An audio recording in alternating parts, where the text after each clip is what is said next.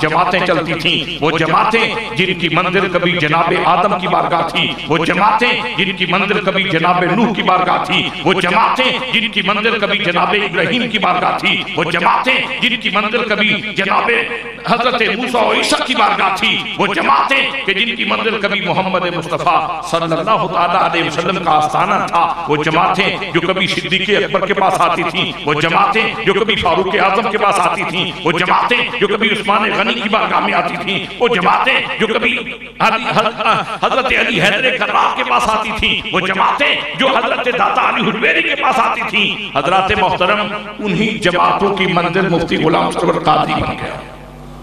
یہ اعزاز ہے کہ نہیں، یہ انعام ہے کہ نہیں، اور یہ سارا فیضان ہے قرآن کا اور قرآن کی خدمت کا اور فیضان قرآن تقسیم کرنے کا۔ اور حضرات محترم چوتھا انعام فرمایا وَذَكَرَهُ اللَّهُ فِي مَنْ عِنْدَهُ، چوتھا انعام یہ ہے کہ اللہ کریم مقرب ترین فرشتوں میں ان لوگوں کے تذکرے چھیڑ دیتا ہے۔ کہہ دو سبحان اللہ۔ اللہ کریم اپنے مقرب ترین فرشتوں میں ان لوگوں کے تذکرے چھیڑ دیتا ہے۔ ادھر مفتی صاحب پڑھا رہے تھے هَلْ يَسْتَوِي الَّذِينَ يَعْلَمُونَ وَالَّذِينَ لَا يَعْلَمُونَ، ادھر مفتی صاحب پڑھا رہے تھے الرحمن علم القرآن، ادھر مفتی صاحب پڑھا رہے تھے تبارک الذی بیدہ الملک وہو علی کل شیء قدیر، ادھر مفتی صاحب پڑھا رہے تھے فاذکرونی اذکرکم، ادھر مفتی صاحب پڑھا رہے تھے قل هو اللہ احد۔ حضرات محترم ادھر یہ خدا کے تذکرے کر رہے ہیں، ادھر خدا بند قدوس ان کے تذکرے کر رہا ہے۔ اور یہ بات کوئی معمولی بات نہیں، اللہ کریم کا کسی بندے کا ذکر کرنا یہ بہت بڑا انعام ہے۔ یہ بات پوچھنی ہو تو حضرت میاں میر قادری لاہوری سے پوچھیں۔ بس اختصار کے ساتھ حضرت میاں میر لاہوری قادری رحمت اللہ تعالی علیہ، آپ کو کھانسی کا مرض تھا اور ساری رات کھانستے ہوئے گزر جاتی تھی۔ مستجاب الدعوات تھے، لوگ آتے تھے، التجائیں کرتے تھے، آرزویں پیش کرتے تھے، ہاتھ اٹھتے تھے فقیر کے، اور لوگوں کی مصیبتیں ٹل جاتی تھیں، بلائیں رد ہو جاتی تھیں، بیماریاں چلی جاتی تھیں۔ حضرات محترم ایک دن امی جان کہنے لگی، والدہ ماجدہ فرمانے لگی، بیٹا سارے زمانے کے لیے دعا کرتے ہو، کبھی اپنے لیے بھی دعا کر لو، کبھی اپنے لیے بھی دعا کر لو۔ تو حضرت نے ارشاد فرمایا، عرض کی امی جان میں جس حال میں ہوں اس حال میں اللہ کی رضا پہ راضی ہوں۔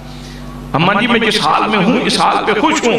بعض لوگ کہتے ہیں پیر صاحب کے پاس گئے، وہ خود تو شوگر کے مریض ہیں، دوسروں کو کیا دیں گے؟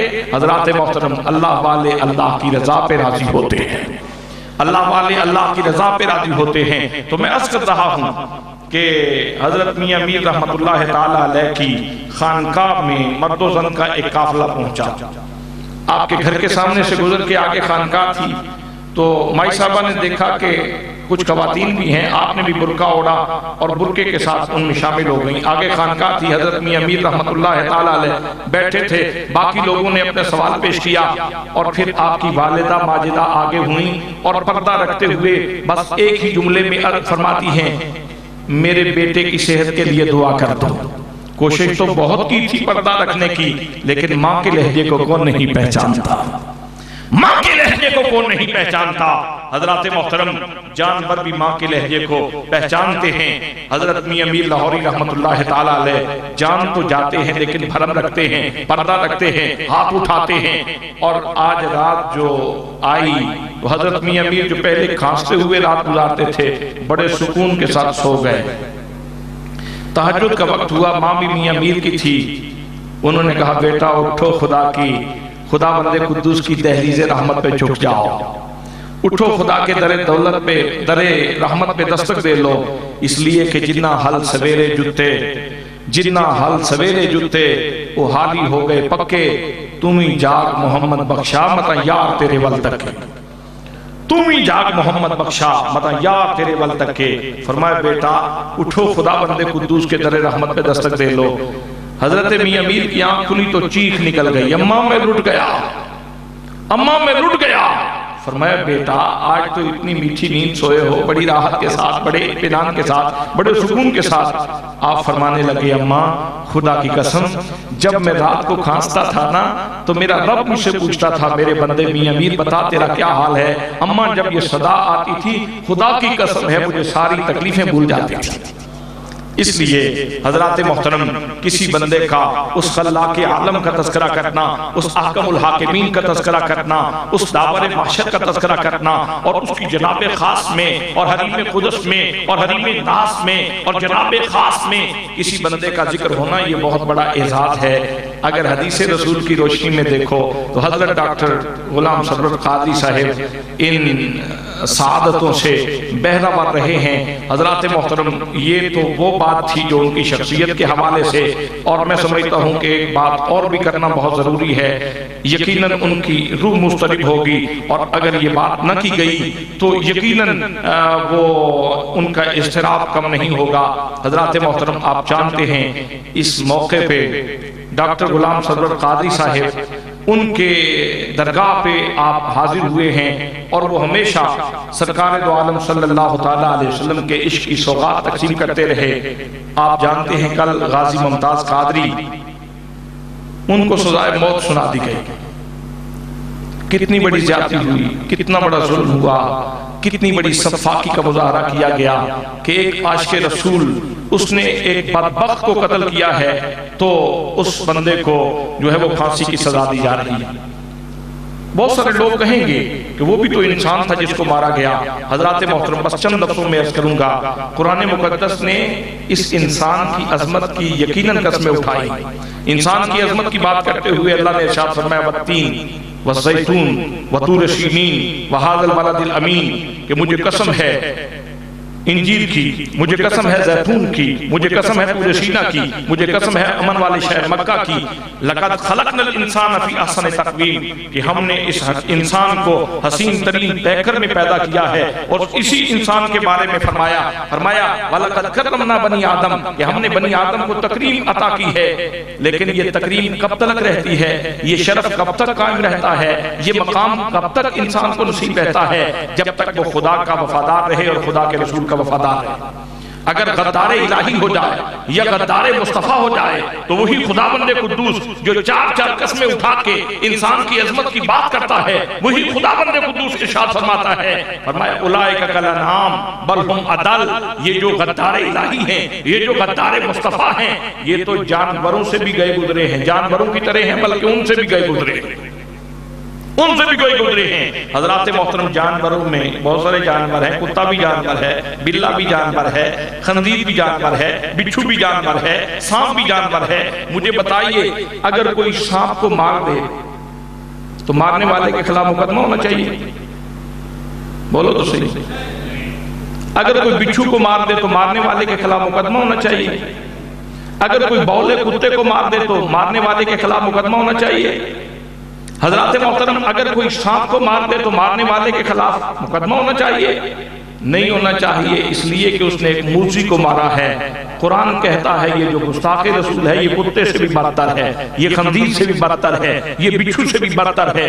اس لیے ممتاز قادری تو وہ ذوق سلیم کا حامل ہے کہ وہ بندہ یہ سانپ کو کیوں مارتے ہیں؟ اس لیے کہ جان کے لیے چیلنج بن جاتا ہے، جان کے لیے چیلنج بن جاتا ہے۔ سانپ جان کے لیے چیلنج ہے، لیکن یہ جو بدبخت مارا ہے یہ بہت سارے مسلمانوں کے ایمان کے لیے چیلنج تھا۔ اس لیے اس صاحب ذوق سلیم نے جو کام کیا ہے اس نے بہت سارے لوگوں کی طرف سے کفارہ ادا کیا ہے۔ اس کی حفاظت کرنا اور اس کی جان کی حفاظت کے لیے پورے ملک میں تحریک چلانا یہ مسلمانوں کا فریضہ ہے۔ اگر ڈاکٹر غلام سرور قادری رحمت اللہ تعالیٰ علیہ اس دنیا میں ہوتے، دہلیز برزخ پہ اتر نہ چکے ہوتے، تو آج جاتے ہوئے وہ یہ پیغام آپ کو ضرور کنوے کرتے کہ غازی ممتاز قادری کے بارے میں اپنے دلوں میں محبت رکھو اور اس کے تحفظ کے لیے میدان میں نکلو۔ حضرات محترم اور اسی کی تائید میں ایک اور بات عرض کرنا چاہوں گا کہ حضور صلی اللہ تعالیٰ علیہ وسلم جب فتح مکہ کے لیے تشریف لا رہے تھے تو جب مکہ کے قریب پہنچتے ہیں، ابھی راستے میں ہیں، تو راستے میں کتیا نے بچے دیے ہوئے تھے، کتیا نے بچے دیے ہوئے تھے۔ میرے آقا نے فرمایا راستہ بدل لو، صحابہ کرام سے فرمایا راستہ بدل لو۔ مکہ میں داخل ہوئے، رحمت بڑھ رہی ہے، رحمت تقسیم ہو رہی ہے۔ حضور صلی اللہ تعالیٰ علیہ وسلم فرماتے ہیں جو ابو سفیان کے گھر میں داخل ہو جائے اس کے لیے امن، جو اپنے گھر کا دروازہ بند کر لے اس کے لیے امن، جو حرم شریف میں داخل ہو جائے اس کے لیے امن، اللہ کے گھر میں داخل ہو جائے اس کے لیے امن۔ یہ جب رحمت بڑھ رہی تھی، جب یہ فیضان رحمت تقسیم ہو رہا تھا، انہی لمحات میں ایک بندہ جو اپنے گھر میں نہیں، جو ابو سفیان کے گھر میں نہیں، جو خدا کے گھر میں ہے، خدا کے گھر میں ہے، اور خدا کے گھر میں بھی عام جگہ پہ نہیں بلکہ کعبۃ اللہ کے پردوں میں لپٹا ہے، میرے آقا نے فرمایا اس کو قتل کر دو، اس کو قتل کر دو۔ کیوں؟ اس لیے کہ یہ غدار رسول ہے، یہ گستاخ رسول ہے۔ حضرات محترم، پتہ یہ چلا میرے آقا نے فیصلہ دے دیا، ایک طرف قطیہ کے بچے بچائے جا رہے ہیں اور دوسری طرف ایک انسان کو مارا جا رہا ہے۔ گویا یہ فیصلہ واضح نہیں ہے کہ جو گستاخ رسول ہے وہ قطیہ کے بچے سے بھی گھٹیا ہے، اس لیے اس کو مار دیا جائے، اور ممتاز قادری نے وہ کیا ہے۔ حضرات محترم، اس لیے ممتاز قادری نے کوئی جرم نہیں کیا۔ اگر حکمران وقت کے حکام بالا وقت پہ نوٹس لیتے، سلمان تاثیر کی غیر محتاط زبان کا بر وقت نوٹس دیا جاتا تو شاید اس کی جان بچ جاتی، اور بہت سارے لوگوں کو پتہ ہی نہیں ہے کہ وہ بات کیا تھی۔ اس کنجری نے، اس گستاخ رسول عورت نے کہا تھا کہ محمد محمد کرتے ہو، زندہ عیسیٰ کا کلمہ پڑھو۔ محمد کے جسم میں تو نعوذ باللہ کیڑے پڑ گئے ہیں اور وہ ختم ہو چکے ہیں۔ اس کے خلاف سیشن نے فیصلہ دیا تھا کہ یہ سزائے موت کے قابل ہے، اور اس فیصلے کے اوپر سلمان تاثیر نے کہا تھا کہ یہ کالا قانون ہے، یہ غلط فیصلہ ہوا ہے۔ امریکی اشیفات پر اس نے جا کے یہ بیان دیا تھا، آپ فیصلہ کر سکتے ہیں کہ سلمان تاثیر نے یہ ٹھیک کیا یا غلط کیا، یہ خدا کا فیصلہ، یہ مصطفیٰ کا فیصلہ، یہ کالا قانون ہے۔ اور اگر ہم آج اس فیصلے کی مذمت کرتے ہیں اور ہمیں توہین عدالت کا مجرم ٹھہرایا جاتا ہے تو سلمان تاثیر سے پہلے مجرم تھا، اس کو کیوں نہیں پوچھا گیا؟ اس نے سیشن کے فیصلے کے خلاف بات کی تھی، اس کو عدالت کا احترام کرنا چاہیے تھا، اگر اس نے نہیں کیا تھا اس کا بر وقت نوٹس دیا جانا چاہیے تھا۔